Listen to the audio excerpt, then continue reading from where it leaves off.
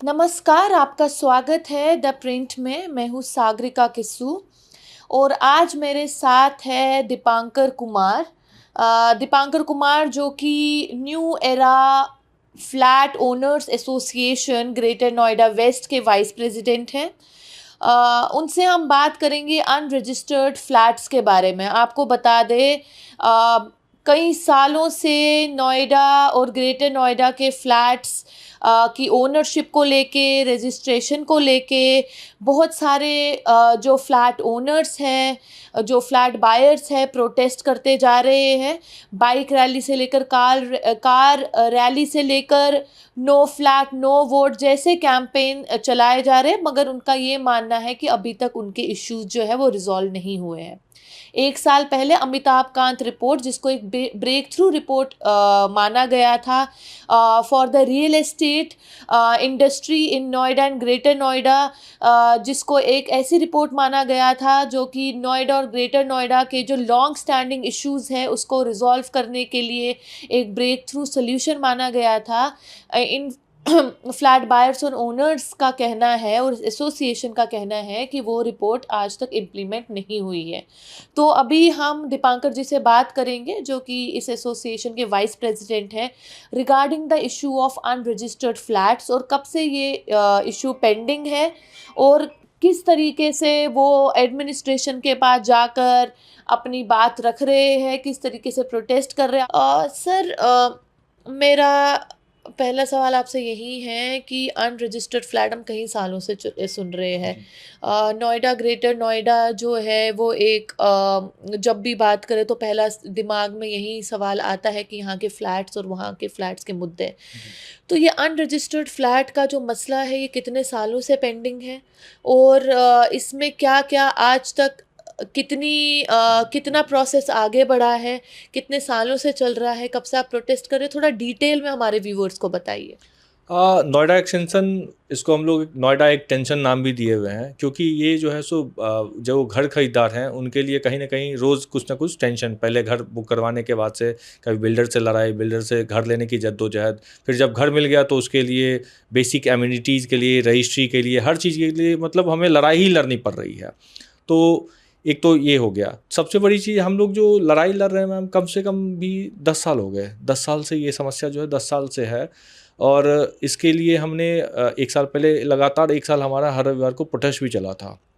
जब 2024 में इलेक्शन आने वाला था उससे पहले गवर्नमेंट ने एक high level committee, Amitabh Kant committee जिसका आपने जिक्र किया था, उसको बनाया। तो हमें काफ़ी उम्मीद जगी कि भाई इस कमेटी में हम लोगों ने, हमारी संस्था ने जाके कुछ रिकमेंडेशन दिए जिसको एज इट इज़ लिया भी गया। तो उस रिपोर्ट आने के बाद घर खरीदारों में एक उम्मीद जगी कि हाँ अब हमारी समस्याओं का समाधान हो जाएगा। बट उस रिपोर्ट के आने के एक साल लगभग बीतने वाले हैं, अभी भी स्थिति जस की तस है। क्योंकि उस रिपोर्ट के आने के बाद स्टेट गवर्नमेंट ने कहा था कि हाँ हम इसको इम्प्लीमेंट करेंगे, परंतु अफसरशाही कहीं ना कहीं इस रिपोर्ट पे हावी हो गई और अफसरों ने क्या किया कि उस पूरे के पूरे इश्यूज़ को डाइल्यूट करके इस तरीके से किया कि समस्या वहीं रह गई और हमारे मुद्दे ही गायब हो गए। क्योंकि कहने का अरे अमिताभ कांत कमेटी की रिपोर्ट तो आ गई है, अब तो समस्या का समाधान हो गया। बट रियल में ग्राउंड पे कुछ नहीं हुआ है। वैसे लोगों को इसका फ़ायदा हुआ जो पहले से ही किसी कारणवश उनकी रजिस्ट्री रुकी हुई थी, वही ज़्यादातर लोग। आज भी अगर देखा जाए नोएडा ग्रेटर नोएडा में कम से कम 70,000 से 1 लाख फ्लैट्स अभी भी बिना रजिस्ट्री के रुके हुए हैं। For years, frustrated home buyers have staged protests at Jantar Mantar outside Greater Noida Development Authority offices and locally at Noida Extension Gol Chakkar. In 2023, however, a glimmer of hope appeared. The Amitabh Kant Committee report proposed solutions to expedite project completion and offered concessions to builders. Seen as a potential breakthrough, the Uttar Pradesh government adopted these recommendations, raising expectations for a resolution to the twin cities' long-standing real estate crisis. However, the home buyers say that a year has passed and not much has changed on the ground. As per the New Era Flat Owners Welfare Association, approximately 75,000 flats in Noida and Greater Noida are awaiting registration. Amitabh Kant report की बात की जाए, जो आपने भी बोला कि Amitabh Kant report जब आई थी उसको as a ray of hope देखा गया जी। था कि अब रिपोर्ट आई तो बहुत ही जल्द जो फ्लैट ओनर्स के मसले हैं, चाहे वो बाइंग को लेकर, रजिस्ट्रेशन को लेकर, वो सारे वो बहुत जल्दी उनका सल्यूशन मिल जाएगा। जी, जी। पर आप बोल रहे हैं कि अफसरशाही जो है वो इस पे भारी पड़ गई, जिसका मतलब मैं समझ रही हूँ कि जो ब्यूरोक्रेटिक हर्डल्स है उसमें ये रिपोर्ट फंसी हुई जी, है। जी। तो आप थोड़ा एक्सप्लेन करोगे ये अफ़सरशाही जब आप बोल रहे हैं तो क्या-क्या ऐसी चीज़ें हैं जो हो रही है? देखिए ये जो है, अब इसका एक छोटा-सा एग्ज़ाम्पल देता हूँ। अमिताभ कांत कमिटी ने सबसे पहले तो एक क्लियर रिकमेंडेशन दिया था कि रजिस्ट्री और लैंड ड्यू जो अथॉरिटी का ड्यू है उसको डीलिंक किया जाए। अब हमारी रजिस्ट्री क्यों नहीं हो रही है? क्योंकि बिल्डर ने जो है सो अपना लैंड ड्यू अथॉरिटी को नहीं दिया। हमने तो अपना पूरा पैसा मैम बिल्डर को तो दे दिया था, इसमें हमारी कहाँ गलती है? जो आम क घर खरीदार उनकी कोई गलती नहीं है। उसके बाद उसकी सज़ा उसको क्यों दी जा रही है? तो इसीलिए अमिताभ कांत कमिटी ने ये कहा था कि भाई इसको डीलिंक किया जाए। बट कहीं न कहीं ये अथॉरिटी को अपना ड्यू दिख रहा था, उनको सिर्फ़ अपना दिखता है, तो इसलिए उन्होंने इस रिकमेंडेशन को इम्प्लीमेंट नहीं किया। दूसरी चीज़ इसमें इन्होंने किया कि जिसका जितना भी लैंड ड्यू है पहले उसका 25% अपफ्रंट जमा कीजिए, फिर हम आपका ड्यू कैलकुलेट करेंगे, उस पे जो इंटरेस्ट और पेनल इंटरेस्ट लगा हुआ है, फिर उसमें जो भी इनका कैलकुलेशन का तरीका होगा, उसके बाद उसको फ़ायदा मिलेगा। अब यही समझिए कि जिस बिल्डर के पास पैसे ही नहीं है, तो वो 25% भी पैसे कहाँ से देगा? अगर उसके पास पैसे होते तो वो या तो प्रोजेक्ट में लगाता, लोगों को घर दे देता या फिर रजिस्ट्री करवा लिया होता। तो कहीं न कहीं इस तरह से एक तरह से देखा जाए धोखा ही है हमारे साथ में, क्योंकि जो अफ़सरशाही मैं इसलिए बोल रहा हूँ कि जो उसमें रिकमेंडेशन दिया गया था उसको कहीं न कहीं उसमें टर्म एंड कंडीशन लगा के उसको घुमाने की कोशिश की गई। दूसरी चीज़, अब हम लोग भी एक लिमिट तक ही हम लोग इंतज़ार कर रहे थे कि चलो अब होगा, अब होगा। इसीलिए हमने पहले प्रोटेस्ट भी काफ़ी दिन किया था, जंतर-मंतर पे भी गए थे हम लोग। उसके बाद तो जब उम्मीद कहीं से अब दिख नहीं रही है, कुछ नहीं, तो हमारे पास भी ऑप्शन नहीं बचता है। सरकार को ये बता सकें कि जो आपने किया, कहीं न कहीं उसका हमें फ़ायदा कुछ भी नहीं मिला है और हमारी बात सुना जाए। हम भी यहाँ पे हैं, हमें एज़ ए रेसिडेंट ट्रीट किया जाए, हमारा भी कहीं कोई उपस्थिति नहीं है, हमारी इसमें क्या गलती थी? दूसरी बात, जैसे आप बोल रहे हैं हमें भी एज़ अ रेज़िडेंट ट्रीट किया जाए और ये सब बातें, अमिताभ कांत रिपोर्ट आई, आप बोल रहे हो कि अफ़सरशाही में फँस गई है। तो कितनी दफ़ा अभी तक आपकी जो एसोसिएशन है, new Era Flat Owners association, आप कितनी बारी अभी तक, आप अफ़सरशाही की बात कर रहे थे तो मैं आपसे ये पूछना चाहती हूँ कि आप कितनी बारी अभी तक ग्रेटर नोएडा के जो सीईओ हैं, उनसे मिले हैं? कितनी बारी आपने अपनी बात रखी है और उनका रिस्पॉन्स किस तरह का रहा है जब आपने अपनी बात रखी है? वो क्या बोलते हैं आपको? देखिए, हम लोग जो है सो कई बार इवन जब ये कमिटी की रिकमेंडेशन को इन्होंने स्टेट गवर्नमेंट ने कहा कि हम स्टडी कर रहे हैं या बाकी चीज़, उससे पहले भी मिले थे। जब ये रिकमेंडेशन इन लोगों ने लागू कर दिया बाकी चीज़, उस पे भी हमने अपनी आपत्ति उनको जाके बताई है कि भाई कहीं न कहीं ये जो है आपने जिस तरह से किया है ये सही नहीं है। इसका फ़ायदा जो जो एक्चुअली में पीड़ित थे उनको कहीं फ़ायदा नहीं हो रहा है। हमने कई बार रिपोर्ट आने के बाद से पहले भी और उसके बाद भी, रिपोर्ट आने के बाद भी अथॉरिटी के सीईओ साहब से मिले थे हम लोग, बिल्डर डिपार्टमेंट के एसीईओ जो हैं हम लोग उनसे भी मिले। जो हमारी आपत्तियाँ थी हमने उनको कई बार रिटन में भी दिया हुआ है और वर्बली भी उनको बताया हुआ है। Even ministry of housing urban की जो मीटिंग होती है उसमें भी हमने अपनी बातों को रखा था कि भाई अभी भी कहीं न कहीं अमिताभ कांत कमेटी के आने के बाद जो है सो ये चीज़ें नहीं हुई है, हमने वहाँ भी बताया।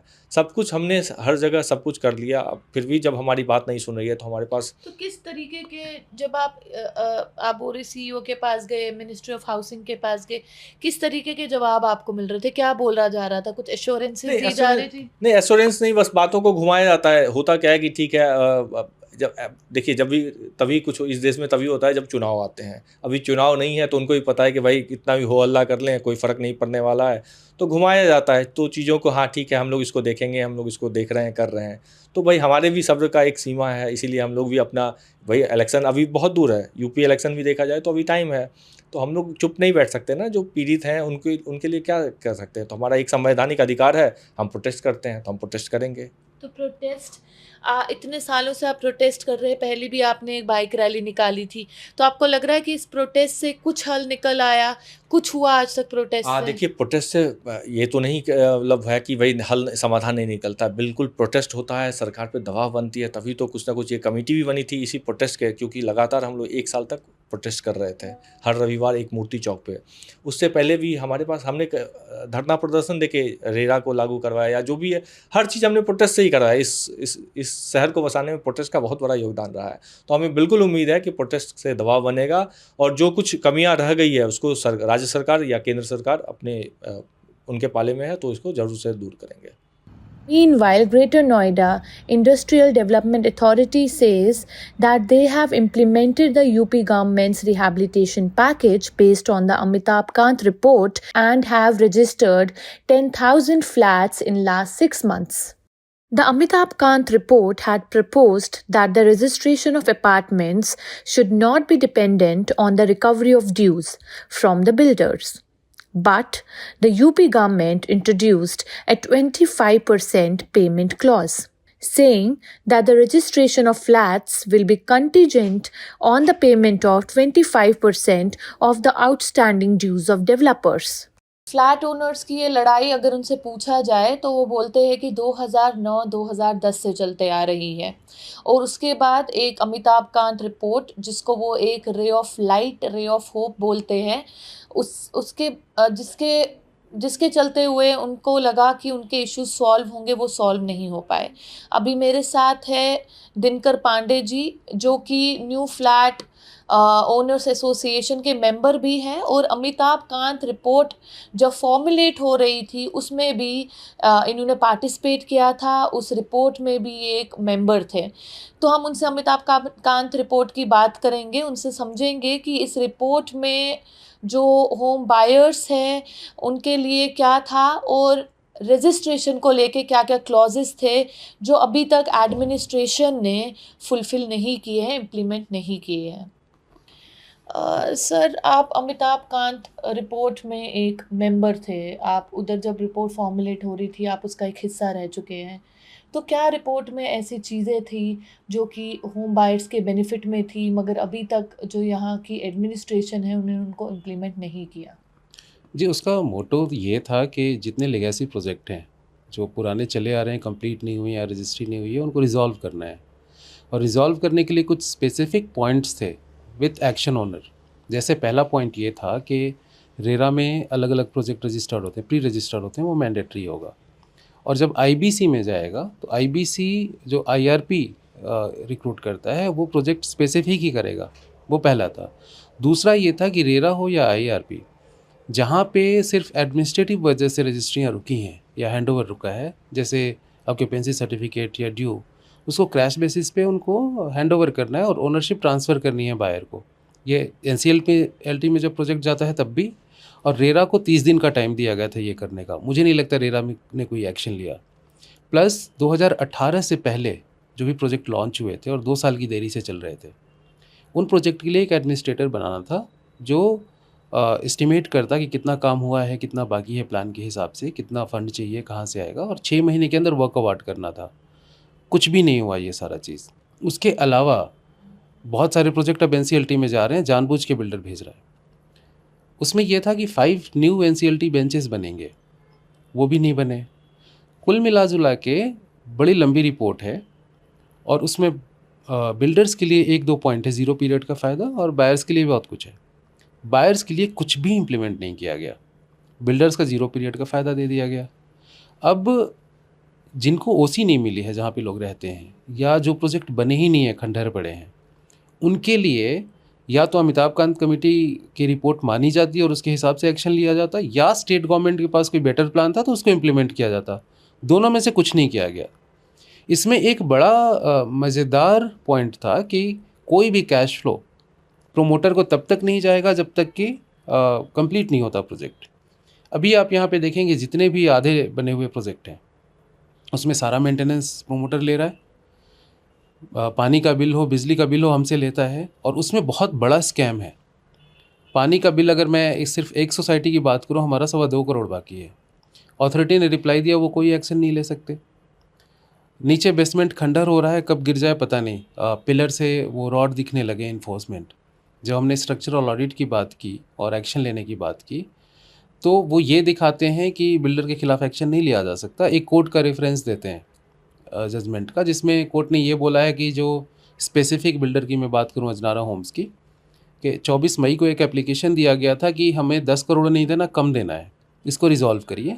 तो कोर्ट ने ये बोला था कि 8 वीक के अंदर आप इसको रिज़ॉल्व करिए, देना है नहीं देना है, कितना देना है रिकैलकुलेट करके, और उसके बाद इस पे एक्शन लीजिए, तब तक कोई कोएर्सिव एक्शन नहीं लेना है। अब हमारे ऑफिसर्स क्या करते हैं कि वो जून का ऑर्डर था, अभी दिसंबर में बैठे हैं हम, उसी का रेफरेंस देके बोलते हैं हम कोई एक्शन नहीं ले सकते। मिला जुला के अथॉरिटीज़ और गवर्नमेंट बिल्डर के अगेंस्ट एक्शन लेना ही नहीं चाहती, और अमिताभ कांत कमेटी की रिपोर्ट ये बोलते हैं लागू हो गई है। जब हमने पूछा कि कौन सा क्लाउज लागू हुआ है, उसको कोई रिस्पांस नहीं मिलता, ना आरटीआई में मिलता है, ना IGRS में मिलता है, ना सामने बैठ के मिलता है। इन्होंने सिर्फ एक क्लाउज लागू किया है कि हेडलाइन मैनेजमेंट कर दिया, अमिताभ कांत कमेटी की रिपोर्ट लागू हो गई, और उसमें जो क्लाउज में था ही नहीं 25%, वो 25% बिल्डर से ले लिया, और एक सिंगल क्लाउज जो लागू किया है कि 0 पीरियड का बेनिफिट बिल्डर को दे दिया है।